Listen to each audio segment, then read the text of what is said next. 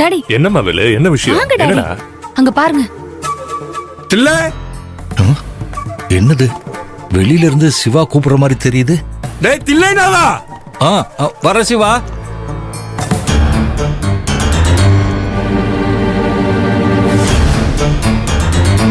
யாரு? அந்த வாட்டர் கேன்காரன் வந்திருக்கானா? ஆமா டாடி, அவன் இப்ப சமந்தியா வரல, சண்டைக்காரனா வந்திருக்கான். என்னடா சொல்ற? நம்ம பத்த வச்ச வெடி திகு திகுன்னு பத்திக்கிட்ட போய் வானத்துல போய் வெடிச்சு கலர் கலரா சதறத பாத்திருக்கீங்களா டாடி? அத இப்ப பாப்பீங்க. ஓஹோ, இது நீ பத்த வச்ச வெடிதானா? அப்ப வெடிக்கிட்டோம். தில்ல, சிவா வா. சிவா, ஏன் வாசலே நின்னுகிட்டு இருக்க? உள்ளவா. என்ன சிவா, இன்னைக்கு தான் என்னவோ புதுசா பாக்குற மாதிரி பாத்துக்கிட்டு இருக்க. இன்னைக்கு உன்னை நான் புதுசா தான் பாக்குறேன். இன்னைக்கு இந்த தில்ல சிவாவுக்கு புதுசு தானே. நீ என்ன சொல்ற சிவா? நான் சொல்றது இருக்கட்டும், நீ சொல்லு. என்ன சிவா, எதுவா இருந்தாலும் எதுக்கு இங்க நின்னு பேசிக்கிட்டு இருக்கணும்? வீட்டுக்குள்ள வா. மருமக கடைக்கு போயிருக்கா, இப்ப வந்துருவா.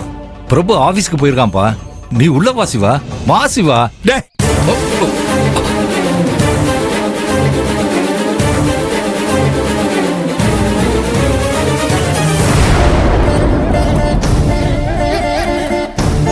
நண்பா.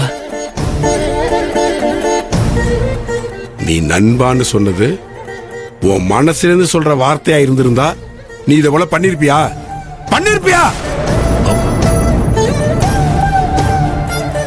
ஏன்டா இப்படி பண்ண? ஏன் இப்படி பண்ண? நான் என்ன பண்ணேன்? உண்மையை சொல்ல மாட்டியா? நடிக்கிறியா? இப்போ நடிப்பியா தில்லைனாதா? இத்தனை வருஷமா நான் உன் மேல வச்சிருந்த நம்பிக்கைக்கு எனக்கு திருப்பி கொடுக்கறது இதுதானா தில்லை? சொந்தக்காரனுங்க துரோகம் பண்ணுவானுங்க, ஆனா நட்பு துரோகம் பண்ணாது, நண்பன் துரோகம் பண்ண மாட்டான்னு உன்னை நம்பினே. அந்த நம்பிக்கையில தானே என் பொண்ணு உன் பையனுக்கு கொடுத்த. என் நம்பிக்கைய நாசம் பண்ணி விட்டியடா. சிவா, வார்த்தையால ஒருத்தரோட மனசை கொன்னுட முடியும். மனசை கொன்னா ஆளையே கொன்ன மாதிரின்னு உனக்கு என்னெல்லாம் தெரியும்ல? நீ பேசுறதெல்லாம் என்ன கொன்ற மாதிரி இருக்கு சிவா. எப்ப நீ எனக்கு நம்பிக்கை துரோகம் பண்ணன்னு எனக்கு தெரிஞ்சதோ அப்பயே நான் செத்துட்டேன்டா. ஐயோ, செத்துட்டேன். சிவா, இப்ப செத்த பொலமாவதான் உன் வீட்டு வாசலுக்கு முன்னாடி நின்னுகிட்டு இருக்க. ஐயோ, திரும்ப திரும்ப நான் உனக்கு துரோகம் பண்ணேன்னு சொல்றியே. நான் என்ன துரோகம் பண்ண? அத சொல்லு முதல்ல. அத நான் உனக்கு சொல்லணுமாடா? அத என் வாயில உன்கிட்ட சொல்லணும். சொல்றேன். என் பொண்ணு உன் பையனுக்கு கல்யாணம் பண்ணி வைக்கிறதுக்கு பொண்ணு பார்க்க என் வீட்டுக்கு வந்தீங்கல்ல, அப்ப உன் பையன் என் பொண்ணுகிட்ட தனி கொடுத்துட போகணும்னு சொல்லிருக்கான். உன்கிட்ட என் பொண்ணுகிட்ட சொன்னாரா? சொன்னியா நீ?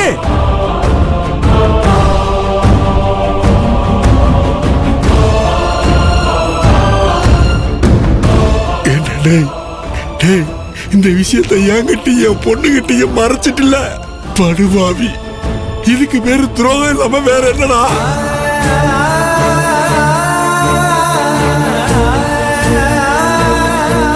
இல்ல, வார்த்தை மட்டும் ஒரு மனுஷனை கொல்லாது, மௌனமும் கொன்னுடும்டா. உண்மையை சொல்லாம மறைச்சு அமைதியா இருந்து என் புள்ள வாழ்க்கைய கொன்னுட்டியடா. பதில் சொல்டா, சொல்லு. ஐயோ சிவா, சொல்லுடா. சிவா, என்ன சிவா? தில்ல, என்ன ஆச்சு சொல்லு. டேய், என்ன வாய மூடிட்டு நிக்கிற?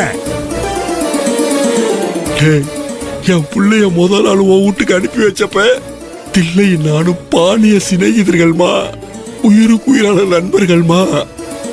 அதனால நான் தில்லைகிட்டயோ தில்லை என்கிட்டயோ மன்னிப்பு கேட்கிற சூழ்நிலைய உருவாக்கினாதான்னு சொல்லி அனுப்பி வச்சா. ஆனா அந்த சூழ்நிலையை இப்ப நீ உருவாக்கி வச்சிருக்கேடா. நீ யாருகிட்டயும் சொல்லாம மறைச்ச உண்மையால என் புள்ள ஆதிரைய தனி குடுத்துல வர சொல்லி கூப்பிட்டு கொடுமைப்படுத்திட்டு இருக்காருடா மாப்பிள.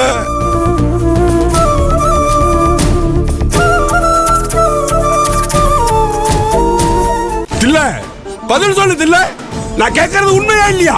சிவா, ஓ மாப்பிள்ள கொடுமையெல்லாம் படுத்தல சிவா. யாரோ உங்ககிட்ட இதையெல்லாம் தப்பா சொல்லியிருக்காங்கப்பா. தப்பாவா? தப்பா என்கிட்ட சொல்லிருக்காங்களா? அப்படின்னா உன் மாவன் கண்டிஷன் எல்லாம் போடலையான்னு கேக்குறேன். டேய், அப்படி உன் மாவன் போட்ட கண்டிஷனை என்கிட்ட என் பிள்ளைகிட்ட மறைக்கலையா? சொல்லுடா. சிவா, நான் சொல்றேன் ஐயா. மா, நீங்க தயவு செஞ்சு இந்த விஷயத்துல பேசாதீங்க. இது உண்மையான நட்புக்கும் ஒரு நம்பிக்கை துறவுக்கு இடையில நடக்கிற பிரச்சனை. நீங்க பேசாதீங்கம்மா, நீங்க பேசாதீங்க. டேய் தில்ல, யாரோ முன்ன தெரியாதவங்க வீட்டுக்கு என் பிள்ளைய கல்யாணம் பண்ணி கொடுத்து வாழ அனுப்பி வச்சா அவங்க நிம்மதியா இருக்காளா, சந்தோஷமா இருக்காளா, அழுகுறாளா, சிரிக்கிறாளா, சூங்குறாளா, சாப்பிட்டாளான்னு என் பிள்ளைய நினைச்சு என் மனசு கஷ்டப்பட்டு தூங்காம கிடக்குண்டா. ஆனா என் உயிர் நன்மை உன் பிள்ளைக்கு என் பிள்ளைய கட்டி வச்சா அப்படி ஒரு கஷ்டம் என் பிள்ளைக்கு வராது, எனக்கும் வராதுன்னு நம்பி வரடா உன் வார்த்தையை நம்பி உன் மோனுக்கு கல்யாணம் பண்ணி வச்ச.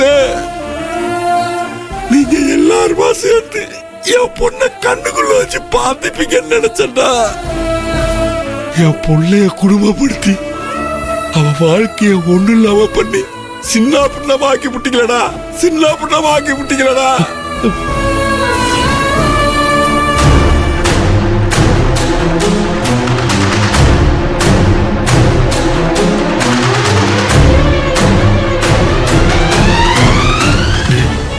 என் பொண்ணு ஆதிரியோட வாழ்க்கை கோயில் கோபுரத்துல எரியிற விளக்காட்ட இருக்குன்னா ஆசைப்பட்டா.